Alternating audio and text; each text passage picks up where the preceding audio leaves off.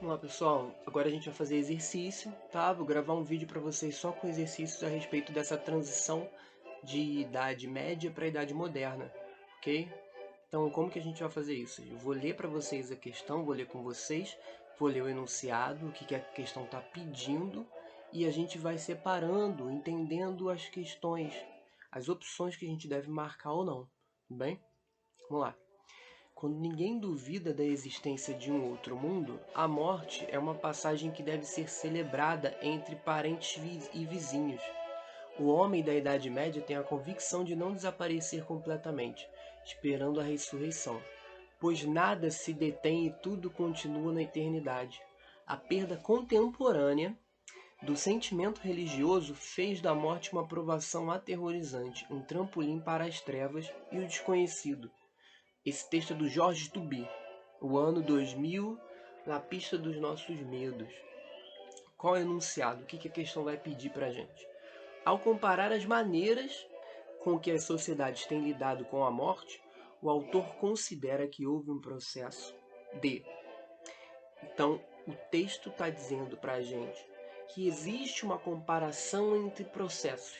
Isso aí é a dica, é isso que ele quer, é isso que a gente tem que ler e entender. Então vamos ler o texto de acordo com essa dica dele, ok? Quando ninguém duvida da existência de um outro mundo, a morte é uma passagem que deve ser celebrada entre parentes e vizinhos. É assim que a Idade Média vê a morte. Essa é a forma de ver a morte. O homem da Idade Média tem a convicção de não desaparecer completamente, esperando a ressurreição, pois nada se detém e tudo continua na eternidade. Essa é a crença do homem da Idade Média. Alguma coisa vai mudar agora no texto. A perda contemporânea do sentimento religioso fez da morte uma provação aterrorizante, um trampolim para as trevas e o desconhecido. Então tem dois tipos de homem aqui, ó. Esse é o homem da Idade Média, esse é o homem da Idade Contemporânea. Tem uma mudança, tem um processo. Qual que é o processo?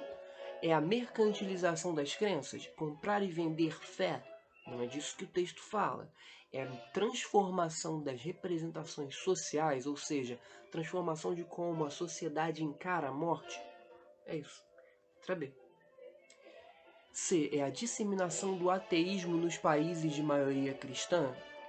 Aqui não está falando que a gente deixou de acreditar em Deus. Aqui está falando que a gente mudou a forma como a gente vê a morte. São coisas diferentes. A diminuição da distância entre saber científico e eclesiástico, ele está falando de ciência, igreja, a relação dos dois? Não vi no texto, acho que não é sobre isso. Letra E. Amadurecimento da consciência ligada à civilização moderna.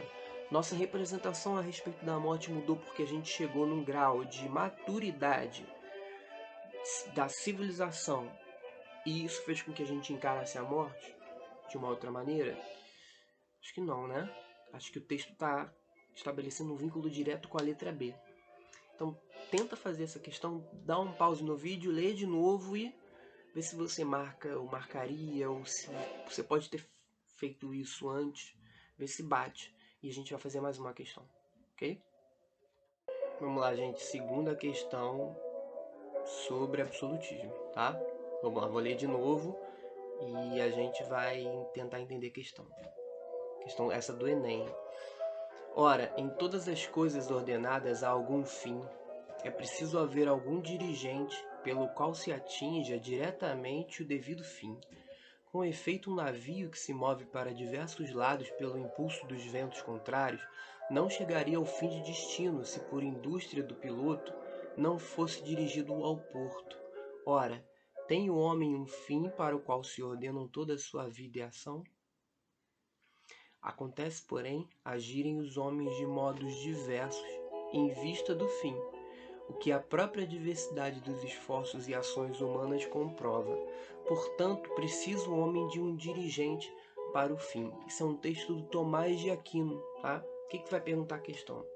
No trecho citado, Tomás de Aquino justifica a monarquia como regime de governo capaz de... Então, o Tomás de Aquino é um dos filósofos da Idade Média, tá? E esse cara vai ser um dos principais escritores a respeito de Deus atrelado a um poder político. É assim que funciona a Idade Média. É Deus e a Igreja Católica legitimando o poder da monarquia, da nobreza, dos reis. Por isso o poder, dentro do absolutismo moderno, está atrelado ao rei.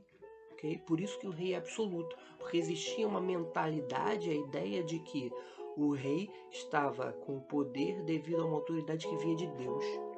É isso que ele está falando. Então, ele está tentando justificar. Por que se precisa de alguém para guiar o povo e por que esse povo tem que ser guiado por um rei, tá?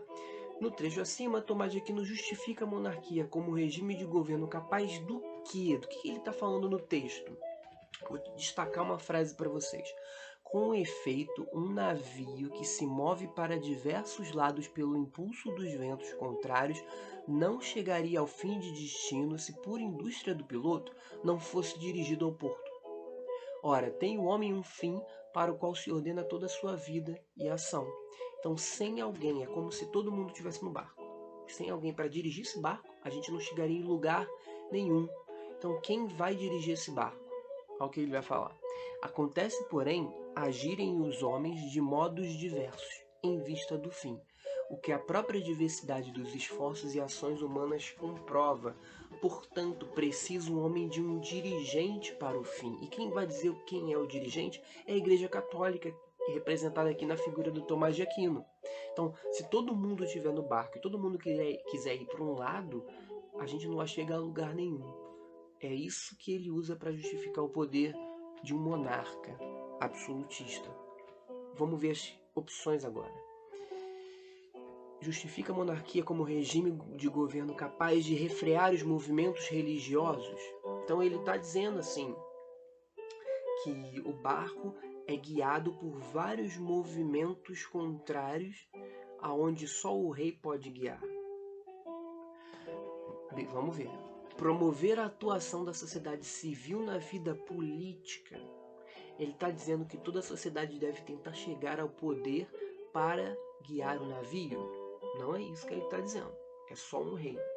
Unir a sociedade tendo em vista a realização do bem comum. Opa!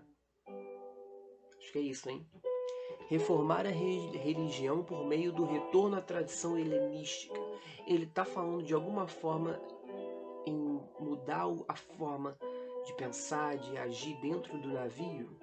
Ele está falando de religião, ele está falando de poder político, não está falando de religião. Dissociar a relação política entre os poderes temporal e espiritual. Ele está tentando mostrar que o líder do navio, quem vai pilotar o navio, ele é alguém fora da relação tempo e espírito, da relação material e espiritual. Não é isso que ele está falando. O que ele está falando é que o timoneiro, o homem que vai guiar o navio, ele une todos em torno de uma causa. É a letra C que a gente vai marcar. Ok? Passar para o próximo exercício, vocês deem uma pausa, leiam, tentem fazer, depois continuem. Tudo bem? Vamos ver o Maquiavel agora, uma questão importante, a gente trabalhou nos slides, na parte 1 dos slides. O Maquiavel, ele é um teórico político importante para legitimar o poder monárquico absoluto, ok? Então a gente vai ver como que ele entende a noção de política e essa política acaba caindo nos concursos, tudo bem? Vamos ver agora. Dá uma pausa, lê comigo, tenta fazer e vê se você conseguiu marcar a questão correta, ok? Nasce daqui uma questão: se vale mais ser amado que temido ou temido que amado? Responde-se que ambas as coisas seriam de desejar, mas porque é difícil juntá-las, é muito mais seguro ser temido que amado, quando haja de faltar uma das duas. Porque dos homens se pode dizer, de uma maneira geral, que são ingratos, volúveis, simuladores, covardes e ávidos de lucro, e enquanto lhes fazes bem, são inteiramente seus, e oferecem-te o sangue, os bens, a vida e os filhos, quando, como acima disse, o perigo está longe, mas quando ele chega, revoltam-se, são Maquiavel, é o Príncipe, a principal obra do Maquiavel, a gente trabalha o tempo inteiro, e ele está falando algo importante sobre o regime autoritário, tá? O regime autoritário, ou seja, absoluto. Então, como que os monarcas, os príncipes, os reis mantêm um poder dentro de um Estado-nação cheio de agentes políticos que querem tomar esse poder? Não só dentro, mas também fora. Tá? Então, como que você evita perder o poder político diante de tanta insegurança? Tanta gente querendo tomar o teu poder político e, ao mesmo tempo, tanta gente que se diz seu amigo e quer roubar esse poder político de você. É isso que ele está falando aí. Como que você mantém essas relações sociais, que são relações políticas também? Vamos ler o índice, ok? A questão. A partir da análise histórica do comportamento humano em suas relações sociais e políticas, Maquiavel define o homem como um ser. Então, para o Maquiavel, o homem é o quê? Eu já li a questão para vocês, dá para estar muito claro, dá para ver facilmente o que ele entende que o homem é, né? Quais são as características que ele está dando para o homem. Então, não é algo muito legal, né? Eu não gostaria de ser visto dessa forma pelo Maquiavel, mas lembra que ele está tentando aconselhar um príncipe. Esse é o nome do livro. Como que o Maquiavel vê um homem, ou o homem, munido de virtude, com disposição nata a praticar o bem a si e aos outros? Sabe, a gente viu que não, ele falou ingratos, volúveis, simuladores, possuidor de fortuna, valendo-se de riquezas para alcançar êxito na política. Possuidor de fortuna significa ter sorte e saber usar a ocasião correta, ok? É isso que ele está falando. Fortuna, nesse caso, não é riqueza, mas é saber o momento certo para agir, ok? Ter sorte. C. Guiado por interesses, de modo que suas ações são imprevisíveis e inconstantes. É isso aí que você deve marcar, porque está batendo certinho com o texto. Os homens podem ter posições muito adequadas quando a situação os privilegia, mas quando a situação é desfavorável, os caras são volúveis, simuladores, ingratos. Foi tudo que o Maquiavel falou. Isso é muito tranquilo, muito fácil. Letra C, ok? Letra D, vamos descartar a letra D então.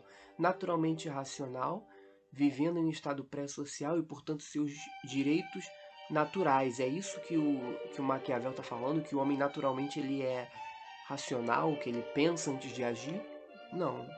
Para o Maquiavel, os homens são muito emocionais. Ou então, letra E, sociável por natureza, mantendo relações pacíficas. Eles podem ser ingratos, volúveis, simuladores e covardes. Então, só tem como a gente marcar a letra C, ok? Continuando, gente, resolvendo as questões agora, uma um pouquinho mais voltada para a Idade Média, para imaginário social durante a Idade Média. Então a gente vai ver um pouquinho de história social e comportamento, tá? Tem um pouquinho a ver com aquela questão que a gente fez do Georges Duby sobre a morte. Vou ler aqui a questão para vocês novamente. Para, lê, tenta fazer e vê se você conseguir fazer junto comigo depois, ok? Vou ler aqui para vocês. Sou uma pobre e velha mulher, muito ignorante que nem sabe ler. Mostraram-me na igreja da minha terra um paraíso com harpas pintado e um inferno onde fervem almas danadas. Um enche-me de júbilo, o outro me aterra. Os versos do poeta francês François Villon fazem referência às imagens presentes nos templos católicos medievais. Nesse contexto, as imagens eram usadas com o objetivo de quê? Então, o poeta está falando que as imagens estão nos templos católicos. A gente vai se colocar no lugar dessa mulher antiga, dessa mulher velha, como alguém que não sabe ler. Ou seja, ela precisa de imagens para se educar. E existe uma mensagem muito simples que é passada por uma pessoa quando entra numa igreja. Então vamos pensar nas igrejas medievais, na França principalmente, né? Porque o François Villon é francês. Então você está entrando na igreja. E aí de um lado você vê vitrais, de outro você vê vitrais, e um vitral te fala sobre o paraíso. Outro vitral te fala sobre o inferno. E você tem que andar naqueles corredores. Já que ela é ignorante, ela vai pautar a vida dela de acordo com aquelas imagens, porque na Idade Média a missa rezada na igreja era rezada em latim, não era o idioma vulgar, o idioma falado pelas pessoas no seu cotidiano, no seu dia a dia. Então essa mulher ela está sendo educada através de uma prática do cotidiano. É assim que a Igreja Católica mantém o padrão de pensamento, mentalidade, o cotidiano, o poder político através da ideia, das imagens, ok? Então, nesse contexto, as imagens eram usadas com o objetivo de refinar o gosto dos cristãos. Então a gente está falando de gosto para que eles tenham um gosto melhor do que o anterior. Gosto, nesse caso, nesse sentido, é uma questão de consumo. E na Idade Média não existia o consumo ainda, não existia uma sociedade do consumo, onde tinha compra, venda e troca. Isso está sendo desenvolvido. Letra B, incorporar ideais heréticos. Herético aqui é o ideal do herege. A igreja e a imagem teria a função de transformar os católicos em hereges. O que são hereges? São pessoas que vão contra o dogma da igreja. Então a igreja diz que Jesus é filho de Deus. Se você disser algo contra, você é um herege. Então isso não acontece. A igreja não vai criar hereges contra a própria religião. Letra C, preste atenção. Educar os fiéis através do olhar. É justamente isso. A gente vai marcar a letra C. Educar fiéis através do olhar, porque esses fiéis são iletrados, são camponeses, trabalhadores da terra que não têm acesso ao latim. Letra C, tudo bem? Letra D, divulgar a genialidade dos artistas. Quais são os artistas? A gente conhece grandes artistas. Os artistas católicos eles não são divulgados porque não existe um culto à personalidade ainda. Não existe a ideia de um artista famoso. A ideia de fama é só atual e ela vai se desenvolvendo com o renascimento, que a gente vai ver nas próximas aulas. Letra E, valorizar esteticamente os templos religiosos. O que era mais importante, a estética, a aparência ou a ideia da fé, ou Deus? Na Idade Média, o apego é mediante a ideia de Deus. Deus está no centro, ok? Vamos para a próxima questão. Vamos lá, pessoal, a última questão agora tem a ver com a segunda parte da aula de absolutismo e vou falar de uma região importante que a gente vai ver nas próximas aulas, que fica na Bélgica, entre parte da Holanda, parte da Bélgica. É um polo de tecidos, né? Que tem muito a ver com tinturaria e posteriormente com a principal matéria-prima que vai sair daqui do Brasil, pau-brasil, tá? Então eu vou ler para vocês, novamente tentem fazer e vão acompanhando comigo. Mas era sobretudo a lã que os compradores vindos de Flandres, essa região, ou da Itália, procuravam por toda a parte. Lã, matéria-prima. Para satisfazê-los, as raças foram melhoradas através do aumento progressivo das suas dimensões. Esse crescimento prosseguiu durante todo o século XIII, e as abadias da Ordem de Cister, abadia é um lugar onde ficam os monges, os padres da Igreja Católica durante a Idade Média, onde eram utilizados os métodos mais racionais de criação de gado, desempenharam certamente um papel determinante nesse aperfeiçoamento. Então existia um tipo de ovelha que dava pouca lã e aos pouquinhos elas foram mudando de acordo com o trato, a criação, para gerar mais lã. Então estamos falando de produção e de economia durante a Idade Média, século XIII. Jorge Duby de novo. Mais um autor que a gente já trabalhou antes. O texto aponta para a relação entre aperfeiçoamento da atividade pastoril e avanço da técnica. Então a gente está saindo da Idade Média rumo a um lugar, que é a Idade Moderna, onde a técnica é preponderante, é fundamental para a atividade mercantil, para o mercantilismo. O mercantilismo que é a principal prática econômica do absolutismo. Vai cair na prova, sempre cai. Então, para o mercantilismo é importante que a gente tenha corporações de ofício, entregando matéria-prima, comercializando dentro de relações mercantis que a gente chama de mercantilismo. Relações mercantis, mercantilismo. O texto aponta para a relação entre aperfeiçoamento da atividade pastoril, Então as ovelhas vão gerando mais lã para a matéria-prima e para a indústria de Flandres e Itália. E o avanço da técnica na Europa Ocidental Feudal. Europa Ocidental Feudal em Inglaterra, França, principalmente. Resultou do que? Do crescimento do trabalho escravo? Na Idade Média a gente não trabalha com trabalho escravo, a gente não vê isso em sala, a gente vê o servo, a servidão. O desenvolvimento da vida urbana, burguesia aparecendo, padronização dos impostos locais, uniformização do processo produtivo ou desconcentração da estrutura fundiária. Quando a gente pensar em Idade Moderna, fim da Idade Média, a gente vai direto em vida urbana, em renascimento urbano, letra B. Não pode ser padronização do imposto local, porque agora o governo absolutista, ele é regional, ele é nacional, ok? Ele não é mais local, não são cidades pequenas, é todo um estado moderno nação. A uniformização do processo produtivo a gente vai ver na Revolução Industrial. A gente não tem um só processo produtivo, a gente tem ali na abadia de Cister, a gente tem em Flandres, em Itália, a gente tem em vários locais. E letra E, desconcentração da estrutura fundiária. É como se a gente estivesse distribuindo umas terras, quando o que está acontecendo é o contrário. A terra está se concentrando na mão da burguesia e de uma nobreza decadente. Ok? Então, letra C, fechamos os nossos exercícios aqui de transição da Idade Média para a Idade Moderna e até a próxima.